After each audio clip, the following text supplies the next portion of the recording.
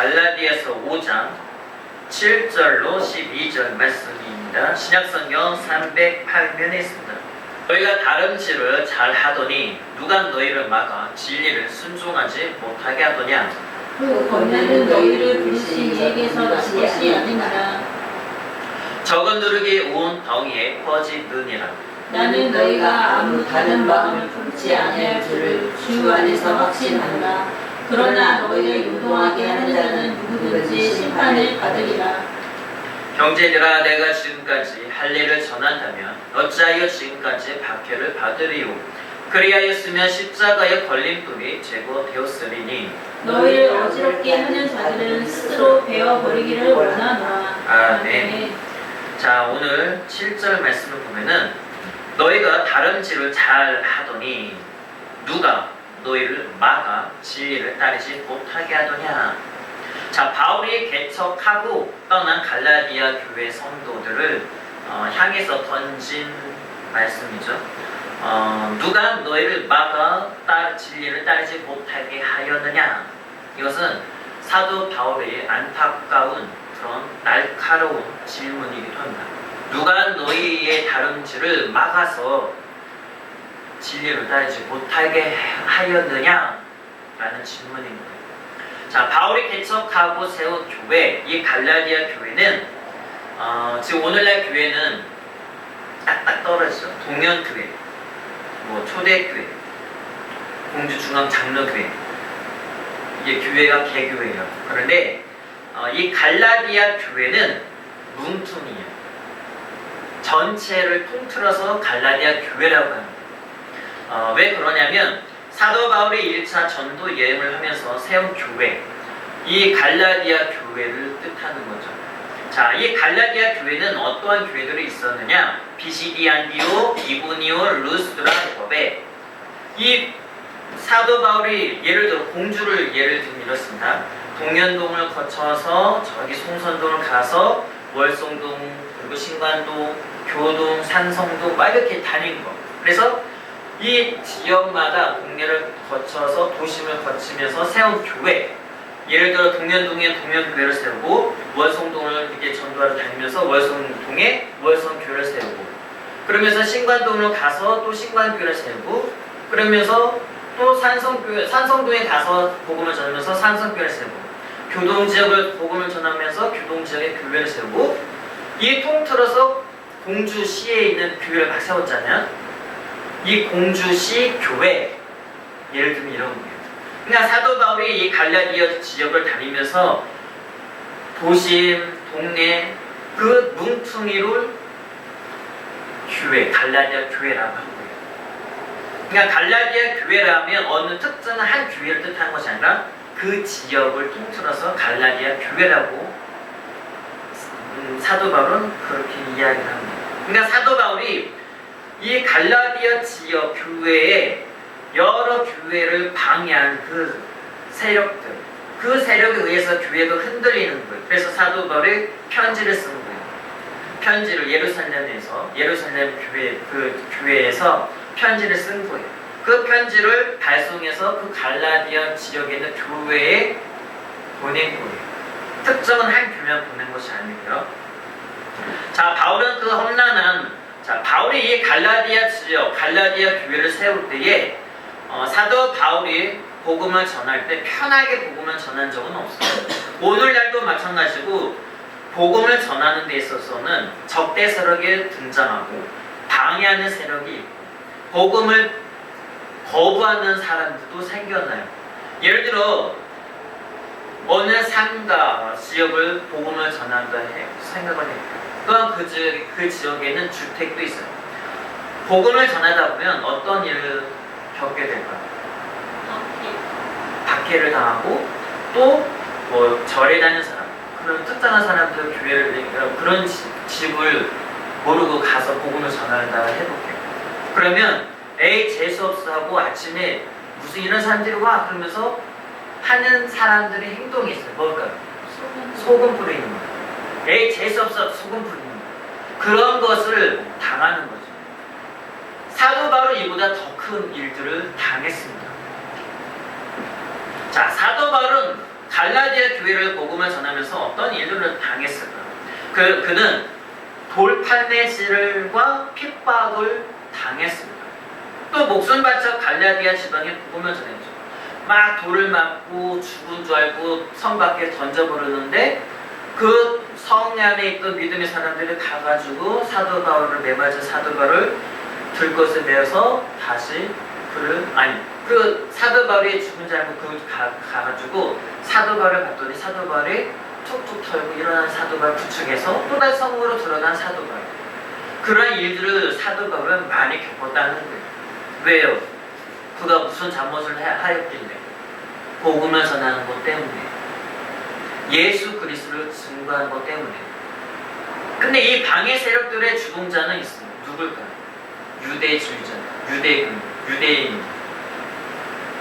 그 결과 성도들은 예수 그리스도의 은혜 안에서 사도 바울의 복음을 전한 그 복음을 믿고 믿음 안에서 신앙생활을 통해 열심히 달려온 성도들을 의미하는 거예요. 오늘 7절 말씀에 7절에 너희가 다름질을 하더니 자, 7절 말씀 보면 너희가 다름질을 잘했다는 거예요. 그러니까 이렇게 사도 바울이 돌팔매질과 여러 가지 핍박과 수모와 죽음을 문턱 앞에까지 놓고 그렇게 복음을 전하여서 세운 교회, 이 갈라디아 교회 성도들이 신앙을 사도 바울은 뭐라고 말을 해야 하느냐? 너희가 열심히 다름질했다는 거예요.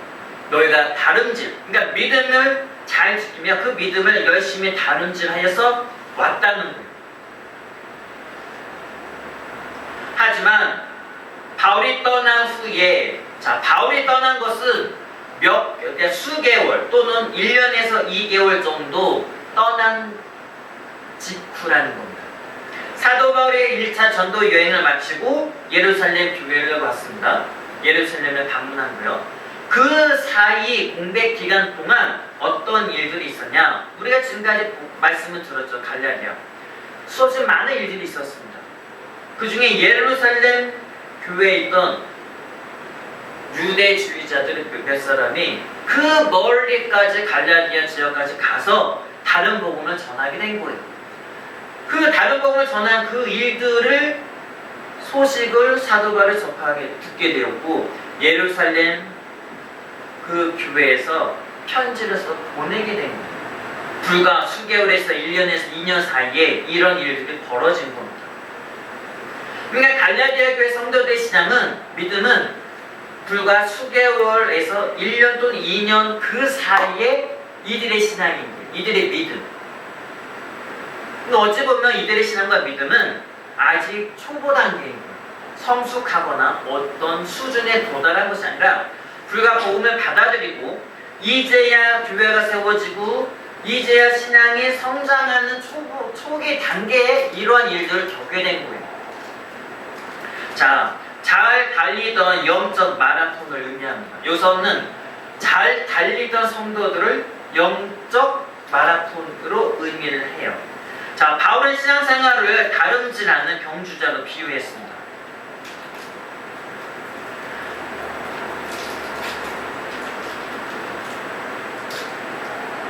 갈라디아 교회 성도들은 초반에 아주 열심히 달려갔죠.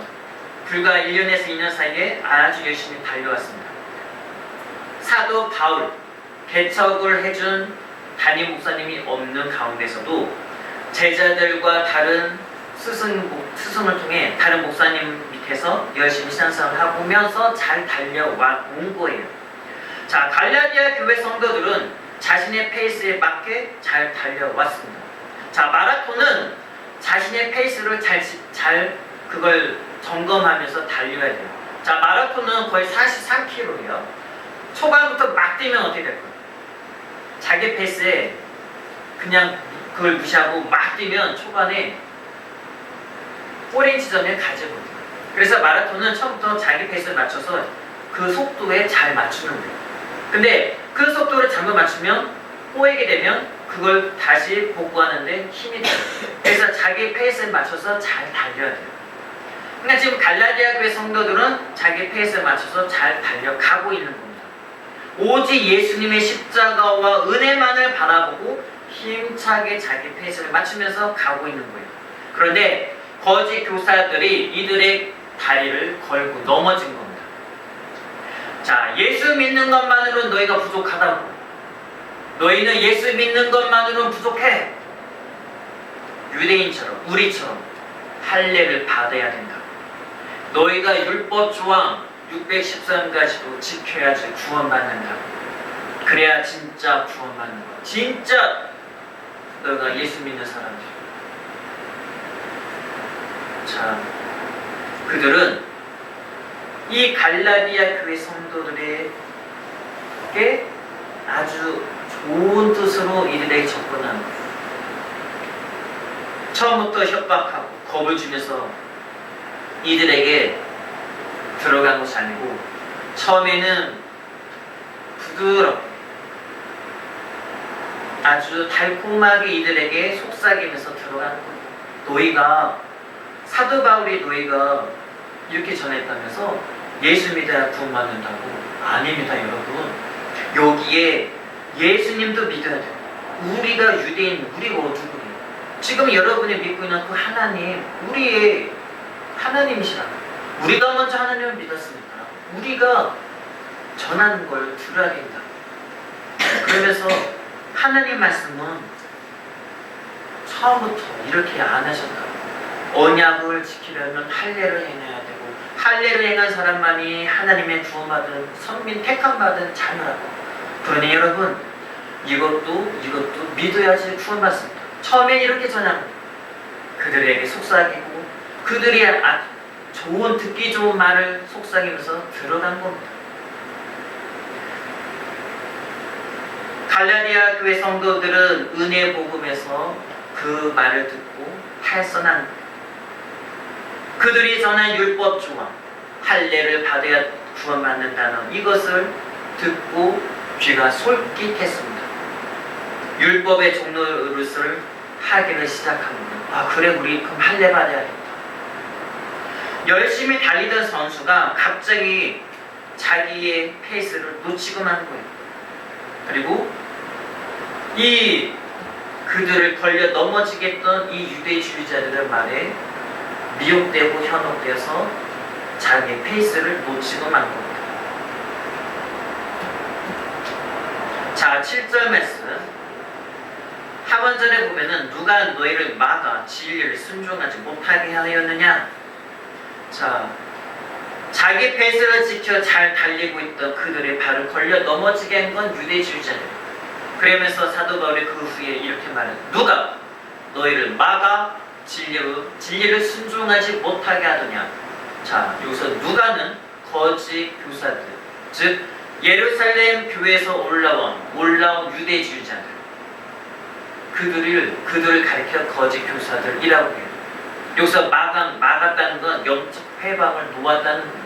그들의 신앙, 그들의 믿음, 그들이 자기 페이스를 지켜 잘 가고 있던 그들을 영적으로 회방시키는 거예요. 그래서 사도 바울은 여기서 누가는 유대주의자들, 거짓 교사들을 말합니다. 자, 이 질문은 사도 바울이 몰라서 물은 것일까요? 누가 너희를 막아 진리를 순종하지 못하게 하더냐? 사도 바울이 몰라서 이런 질문을 한 것이 아니에요.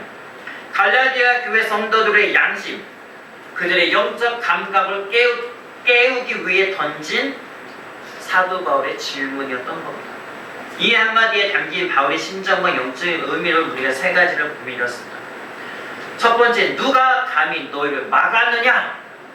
이건 사도 바울의 분노와 안타까움이 섞인 외침입니다. 누가 너희를 막았느냐?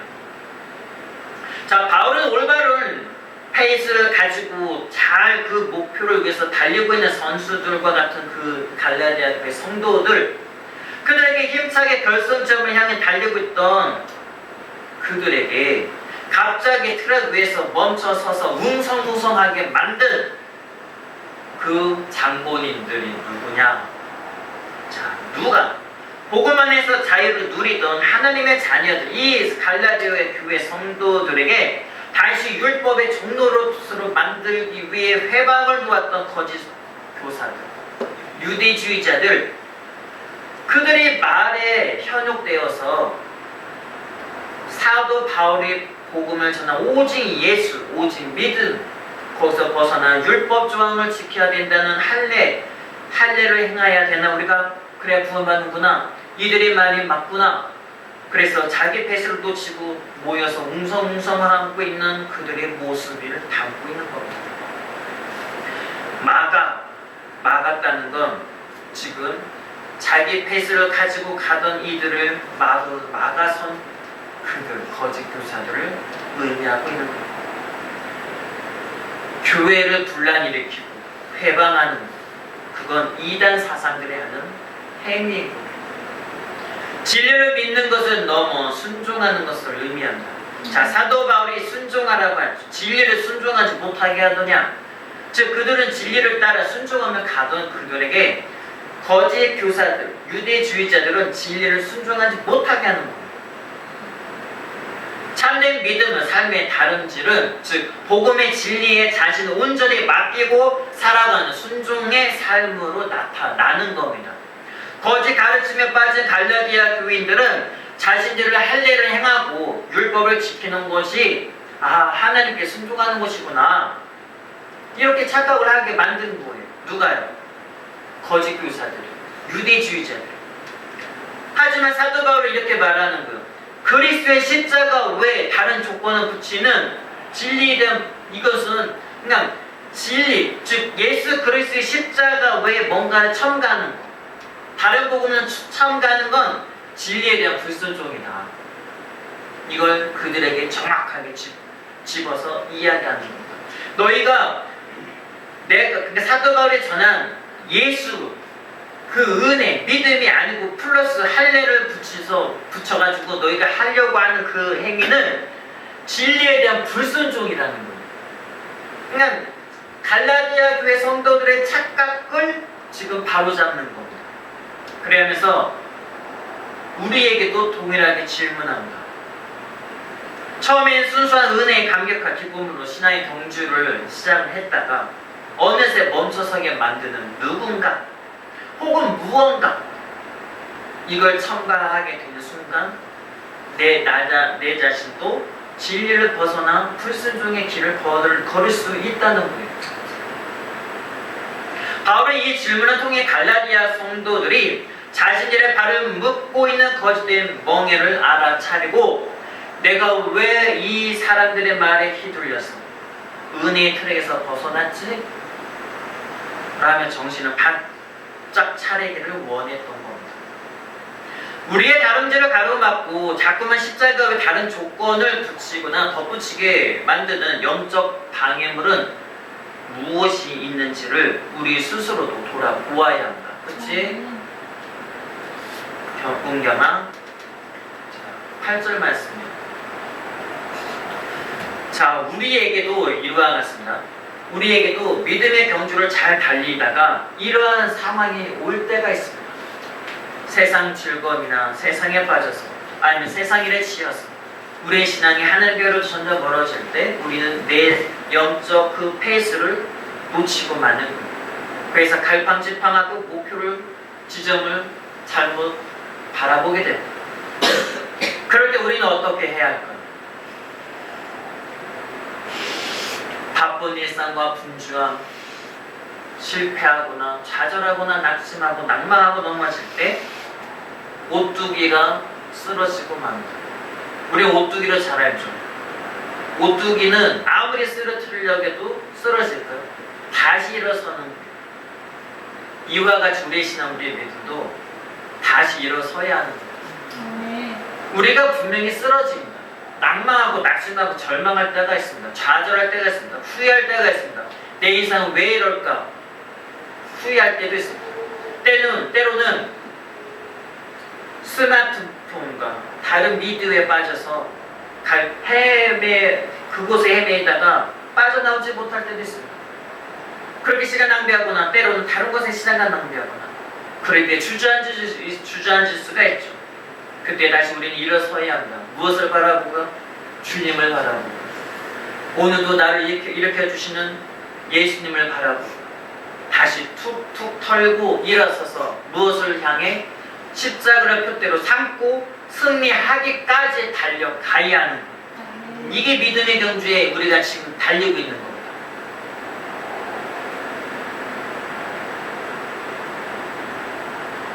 유대주의자들은 영적 페이스를 가지고 달리는 우리들에게 이 갈라디아 교회 성도들뿐만 아니고 우리에게도 이런 유혹들이 있습니다. 진리를 벗어나 다른 길을 가라. 두 가지예요, 선택은. 다른 복음, 복음의 진리. 진리를 순종하지 못할 것인가? 다른 길을 갈 것인가? 아니면 복음의 진리에 내 자신을 맡기고 순종하는 삶으로 우리는 달려 나아갈 것인가?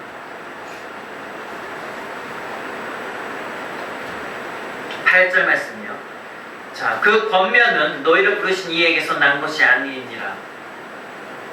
자, 여기서 권면은 뭘까요? 권면은 유대주의자들, 거짓 교사들이 전한 다른 복음이에요. 자, 앞서 7절에서 누가 너희를 막아 진리를 순종하지 못하게 하더냐? 라고 질문한 바울은 이어지는 8절에서 그 질문에 대한 답을 스스로 내리며 쇠기를 박습니다. 자, 이 짧은 한 구절에는 아주 날카롭고 명확한 분별의 기준이 있는데요. 그 첫 번째가 뭐냐면 그 권면의 정체가 뭐냐는 겁니다. 권면의 정체. 자, 여기서 권면은 헬라어로 페스모네라고 합니다. 이는 설득, 감언이설.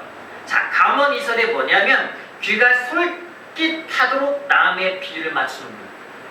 그러니까 유대주의자들은 이 갈라디아 교회를 막 방문하면서 그들에게 귀가 솔깃하는 그런 아첨, 듣기 좋은 말, 열심히 신앙생활하군요. 그런데 여러분 한 가지를 놓치겠습니다. 할 예배 행해야 돼요. 그래야 구원받아요. 그래 솔깃한 말, 그런 듣기 좋은 말이 바로 감언이설이에요. 그럴듯한 말, 이게 페이스모네, 바로 권면입니다. 그 권면은 잘못된 권면이에요. 거짓 교사들이 전합니다. 거짓 교사들이 갈라디아 성도들에게 올 때 험악하게 위협하면서 오잖아요. 더욱 완벽한 기독교인이 되려면 이것도 해야 합니다. 이게 다 성경에 적힌 좋은 말씀이에요. 아주 다정하고 신앙심 깊은 말로 설득했다는 뜻을 가지고 있습니다. 바울은 이 달콤한 설득의 본질을 꿰뚫어 보았던 거예요. 그래서 그 권면은 너희를 부르신 이에게서 난 것이 아닙니다 라고 단호하게 그들에게 편지를 통해 보낸 겁니다. 자, 두 번째는 출처의 분별이에요. 출처. 그 권면, 여러분이 들은 권면이 그 출처가 어디입니까? 이거 우리 신앙에도 중요해요. 출처가 어디냐? 자, 요거 지난주에 여러분은 이야기했죠? 자, 출처 어디일까? 출처가 중요한 거예요. 이 책을 쓴 사람이 이 책을 동봉해서 보내준 교단이 장로교예요. 기독교 대한 장로회, 우리가 알고 있는 장로회 딱 보면, 그리고 신앙적인 서적이에요. 유익한 것처럼 보여요. 그런데 출처가 어디냐가 중요해요. 만약에 출처를 확인하지 않고 이 책을 봤으면 미혹됐을 거예요. 그런데 도대체 이 사람이 누굴까 하고 인터넷 봐서 이 사람 이름하고 또 봤더니 출처가 이단인 거예요. 사입이에요. 그래서 이단인 걸 알게 된 거예요. 출처가 중요한 거예요. 자, 사도 바울이 말하는 게 뭐냐? 너희에게 그렇게 말한 이 사람들이 누구냐? 출처가 어디냐를 그걸 확인했냐는 거예요. 바울은 분별의 기준을 말의 화려함, 감언이설, 설득, 그럴듯한 말, 이 논리에 두지 않고 너희가 받은 그 말, 너희에게 전한 그 사람들 출처가 어디냐는 거예요. 하나님의 말씀이 아닌지, 즉 말씀의 출처가 중요한 이유는 그것이 우리의 믿음의 근본, 삶의 기준이 되고 내 영혼이 다른 복음으로 가느냐, 복음의 진리로 향하느냐, 기로에 서기 때문에 출처가 중요하다는 겁니다.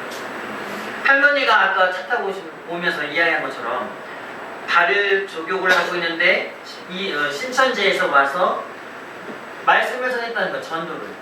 그 사람의 출처가 누구냐? 우리는 알아야 된다는 거. 딱 알아야지만 이 사람들이 이 신천지에 가세요. 할 수 있는 건 이 사람의 출처를 내가 알기 때문에 거부하는 거예요. 내가 출처를 모르면 그렇게 다가와도 솔깃해서 미혹될 수 있는 겁니다. 그래서 우리는 출처가 따져야 되는 거예요. 자, 기독교 신앙에서 출처를 분별하는 것이 왜 그토록 절대적으로 중요한지.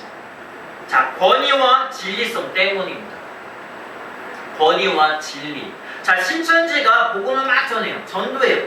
그런데 나에게 와서 전해요. 근데 그 사람이 말하는 것도 하나님의 말씀이고 성경이에요. 첫 번째, 출처가 중요하죠. 두 번째, 그들이 전하는 권위, 진리성이에요. 그들이 말하는 권위와 진리성의 참인가 거짓인가 알아야 되는 거예요. 왜요? 신천지가 전하는 거 똑같이 우리가 전하는 건 똑같아요. 성경이고 하나님 말씀이고 예수 그리스도고 구원이고 천국 지옥 똑같아요. 그런데 첫 번째 말하는 것처럼 출처가 중요한데 두 번째 권위와 진리예요. 자, 권위 뭘까요? 그들이 전하는 게 하나님 말씀이지만 더 깊이 들어가면 그들이 전하는 이만희인 거예요. 이만희가 그들에게는 권위예요. 그들에게 진리인 거예요. 근데 진리는 거짓이에요.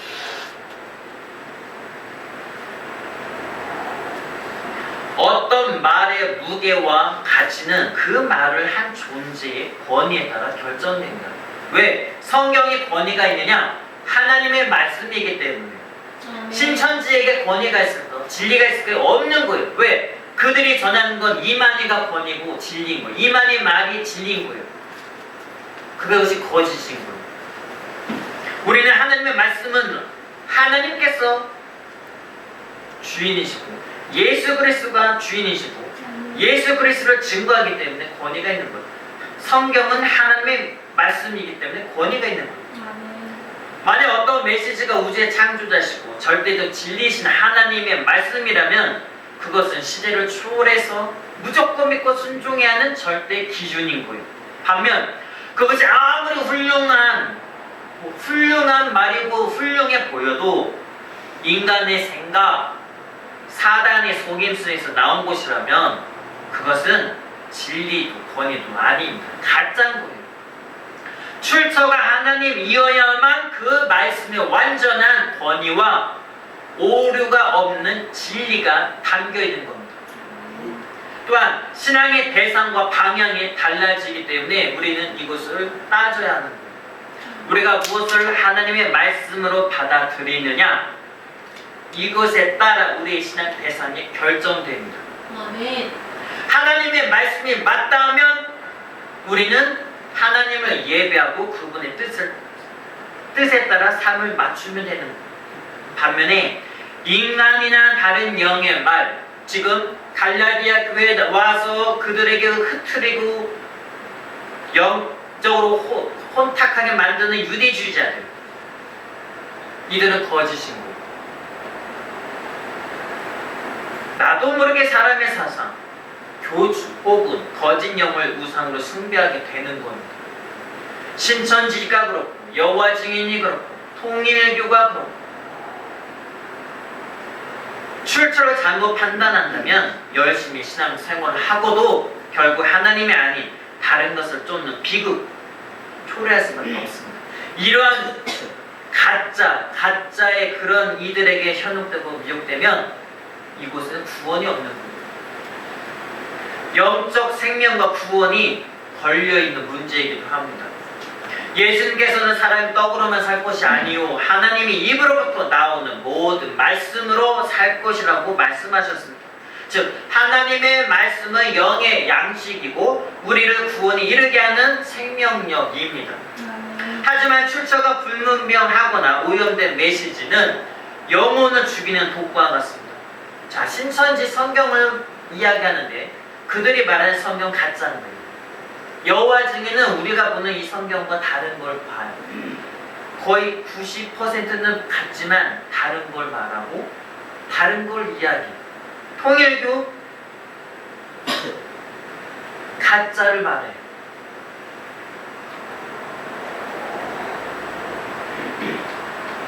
통일교는 이렇게 말해요.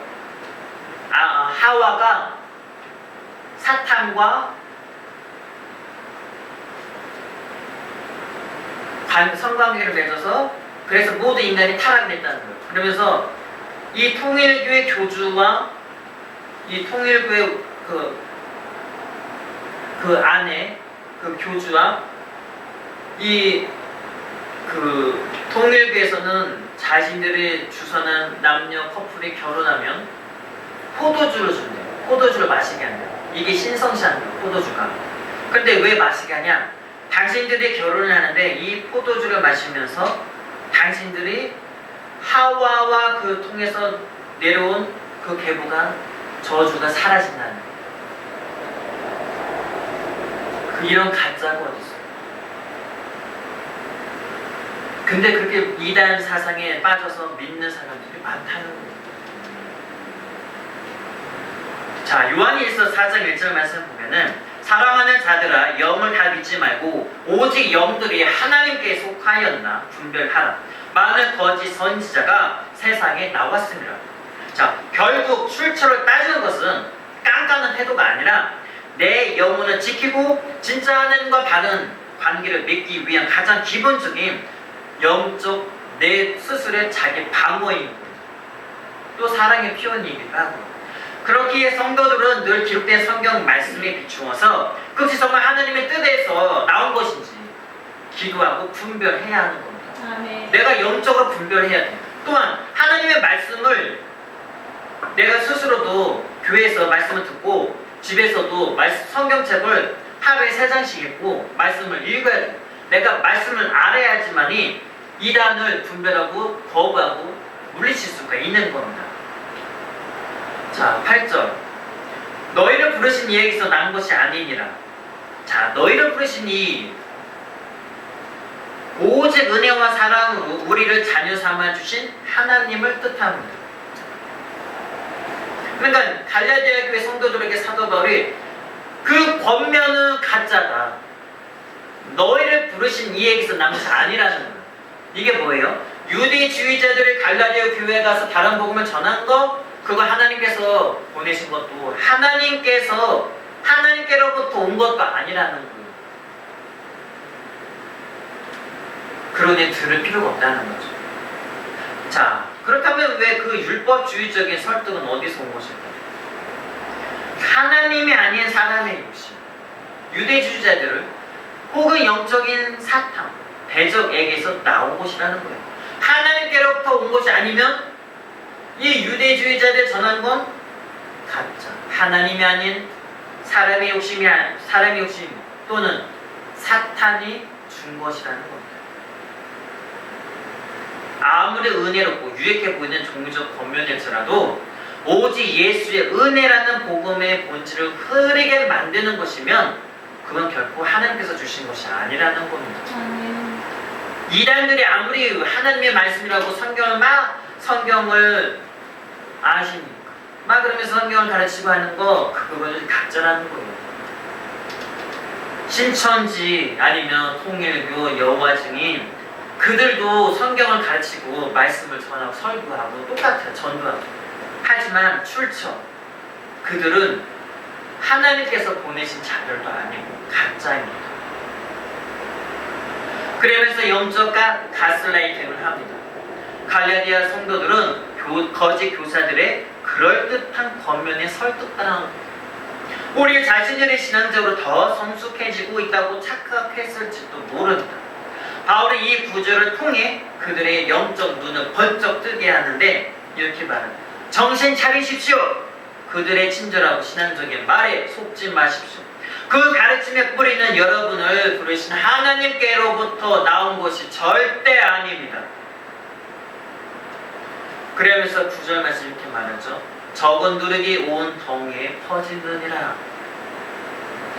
누룩은 술 또는 빵을 부풀리게 하는 효소예요. 효제, 효모. 자, 적은 누룩을 이스트죠. 오늘날 이스트를 빵을 만드는데 적은 양을 떨어뜨린 그 적은 양을 섞어서 밀가루 반죽해요. 그리고 바로 식혀요. 그러면 그 효소가 빵을 크게 부풀리게 만드는 거예요. 왜 누룩이라고 표현했을까요? 바울이나 예수님께서도 이 누룩에 대해 말씀을 하시는데 이 누룩은 보이지 않게 퍼지는 침투력, 전염성이 있기 때문입니다. 누룩은 처음에는 눈에 보이지 않지만 시간이 지나면 빵이 부풀어 올라 반죽이 부풀어 올라 커져요. 아, 효소를 넣었기 때문에 이렇게 발효되었구나 알 수가 있는 거예요. 이처럼 적은 누룩이 즉 거짓 가르침이 공동체에 들어오면 처음에 티가 안 나지만 시간이 지나면 이 공동체를 변질시키는 거예요. 죄와 거짓 가르침을 변질시키는 거예요. 바울은 아주 작은 교리, 이 거짓 교리라 할지라도 교회 안에서 이걸 뿌리째 뽑지 아니하면 방치해두면 교회 전체에 들어와서 어느 순간 교회를 변질시키고 교회를 무너뜨리는 아주 무서운 누룩을 표현한 겁니다. 우리 신앙도 마찬가지예요. 이 정도쯤은 괜찮겠지. 이 정도는. 근데 그것이 어느 순간 내 안에 들어와서 완전히 나를 망가뜨리는 누룩이 된다는 겁니다. 그러면서 사도 바울이 나는 너희가 아무 다른 마음을 품지 않은 줄을 나는 안다. 이렇게 단호하게 하면서 사도 바울의 10절에서는 너희가 그래도 다른 마음을 품지 아니할 것을 나는 믿는다. 사도 바울은 성도들을 향한 확신과 대적자를 향한 심판의 이 10절 말씀에 담아서 편지했습니다. 바울은 갈라디아 교회 성도들을 무조건 책망을 하지는 않았습니다. 그는 주님 안에서 한 가지 확신을 가집니다.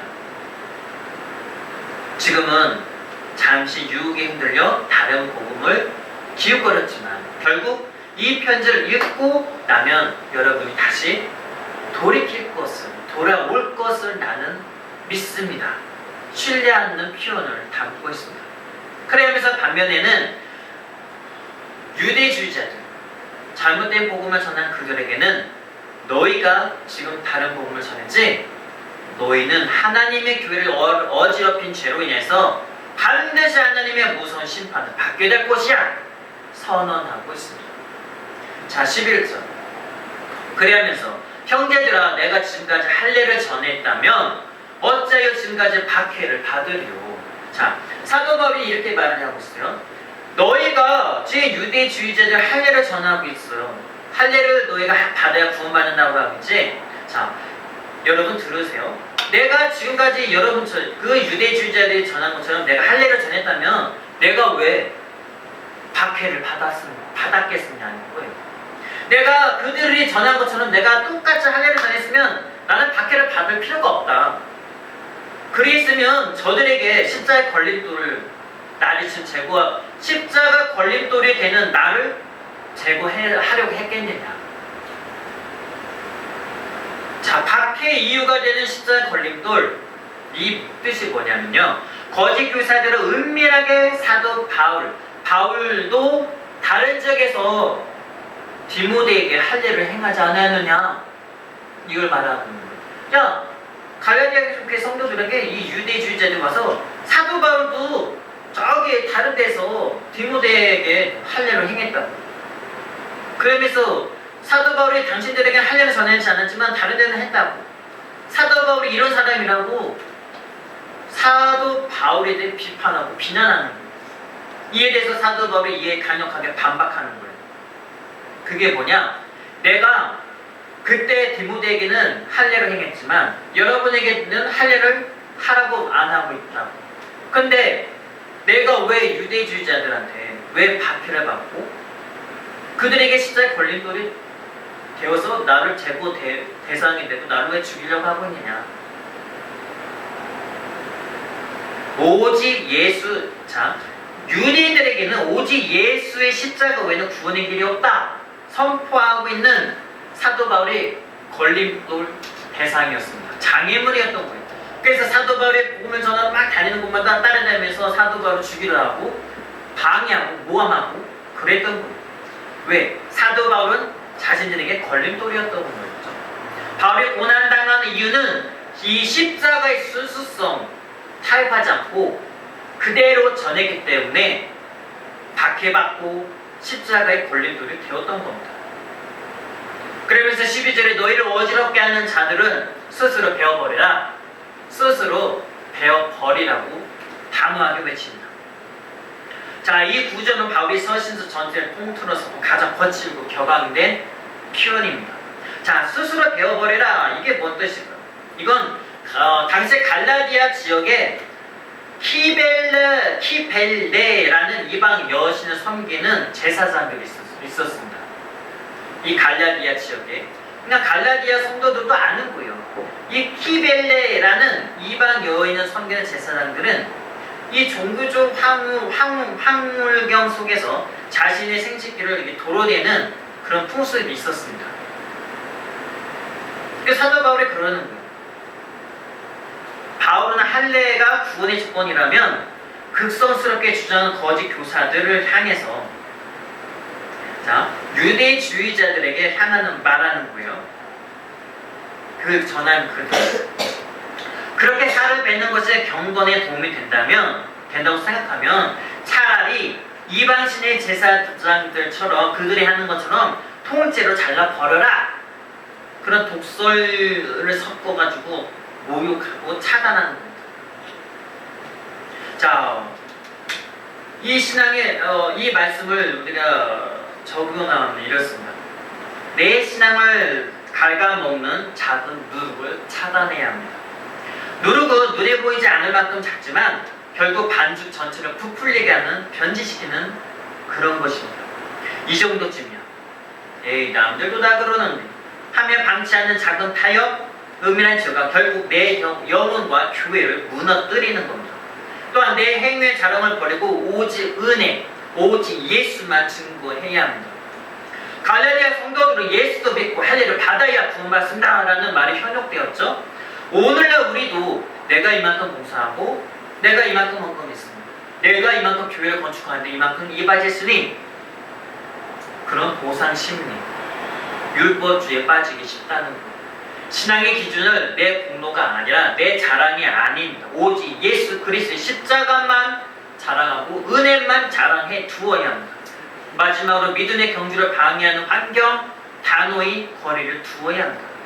사도 바울은 성도들을 어지럽히는 거짓 교사들을 향하여서 차라리 스스로 배워버려라 할 만큼 단호했습니다. 진리를 향해 달려가는 내 발걸음을 가로막고 자꾸 말씀에서 멀어지게 만드는 영적 장애물 있을 거예요. 그것을 내가 타협하지 말고 이제는 과감하게 끊어내야 합니다. 그리고 스스로 내 영적 그 페이스를 다시 되찾아서 다시 믿음의 경주를 십자가를 핏돌에 삼고 달려가는 우리 모두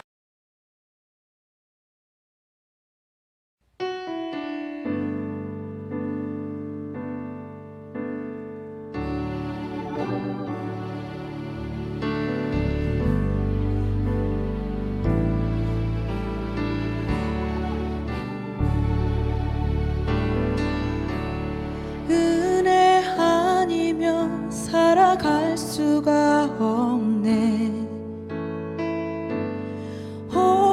호흡마저도 다 주의 것이니 세상 평안과 위로 내게 없어도 예수, 오직 예수뿐이네.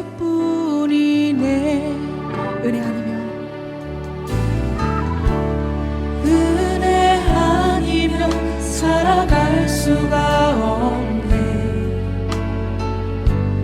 호흡마저도 다 주의 것이니 세상 평안과 위로 내게 없어도 예수, 오직 예수뿐이네.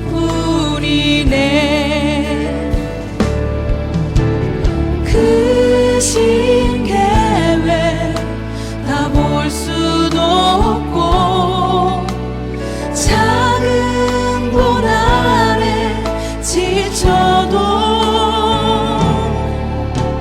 주께 묻기 나의 모든 삶 버티고 견디게 하시네.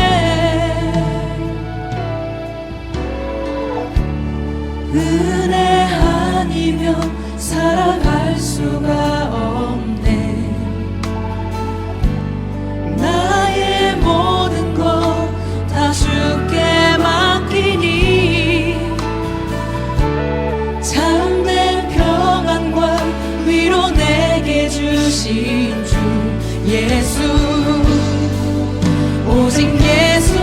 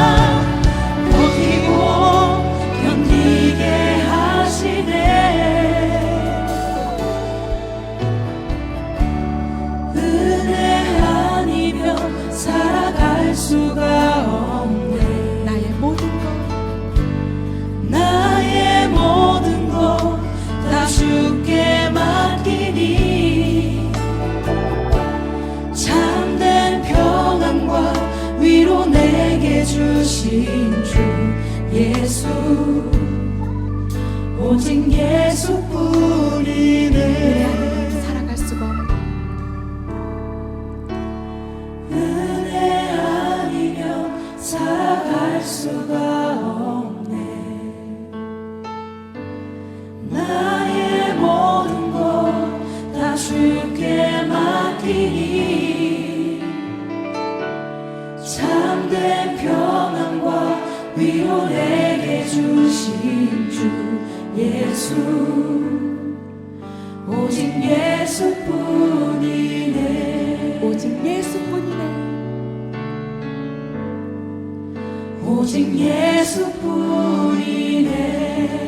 예수. 오직 예수뿐이네.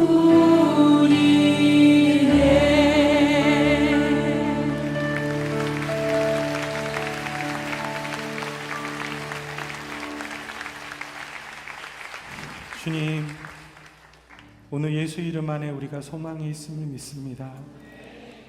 어두운 이 시대 가운데 우리의 모습을 보면 어디 하나 성한 곳이 없고 수치와 아픔이 가득합니다. 이 시대를 향한 주님의 마음과 뜻을 구하며 살려 하지만 정작 우리 개인과 가정, 공동체의 무너진 현실 속에 한없이 나약한 우리의 모습을 발견합니다. 그러나 주님이 여전히 꺼지지 않는 소망으로 우리를 부르시고 계심을 믿습니다. 이 시대의 아픔과 현실, 우리의 연약함을 넘어 오늘 우리를 부르시는 전능하신 주님의 부르심 앞에 응답하는 우리가 되게 하여 주시옵소서.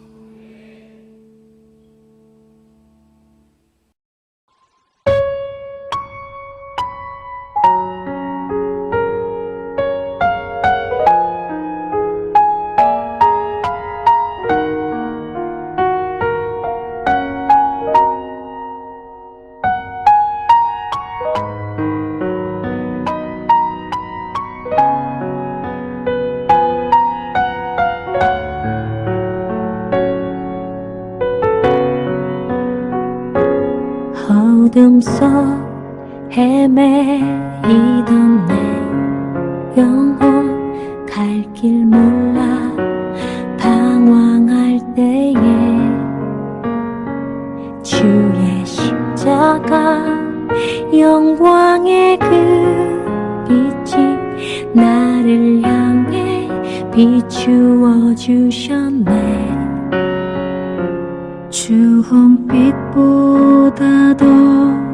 붉은 내 죄 그리스도의 피로 씻기어 완전한 사랑 주님의 은혜로 새 생명 주께 얻었네. 은혜 아니면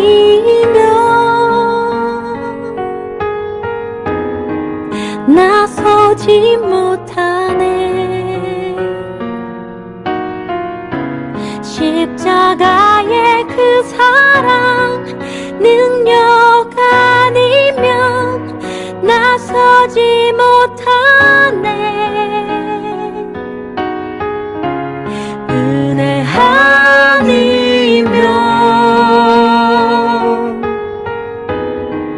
나서지 못하네. 놀라운 사랑 그 은혜 아니면 나서지 못하네.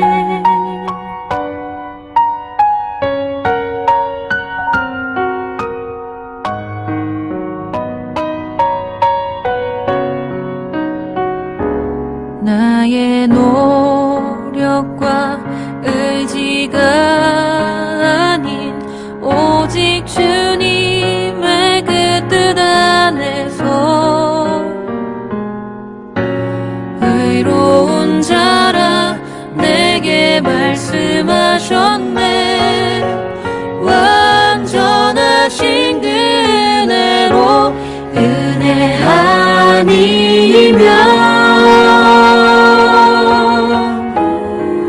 나서지 못하네. 십자가의 그 사랑 능력 아니면 나서지 못하네. 은혜 아니면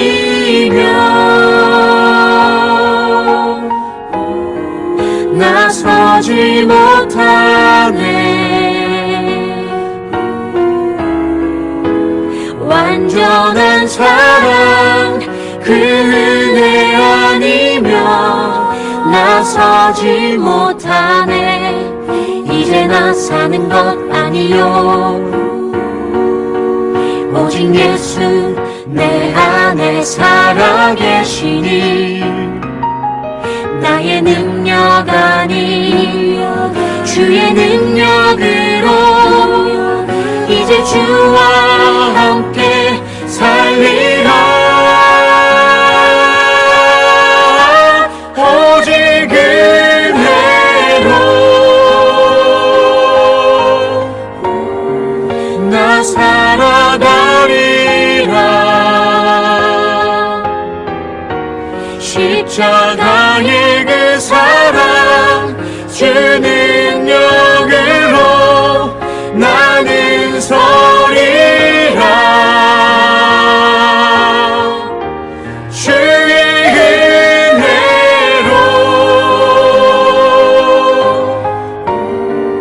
나 살아가리라.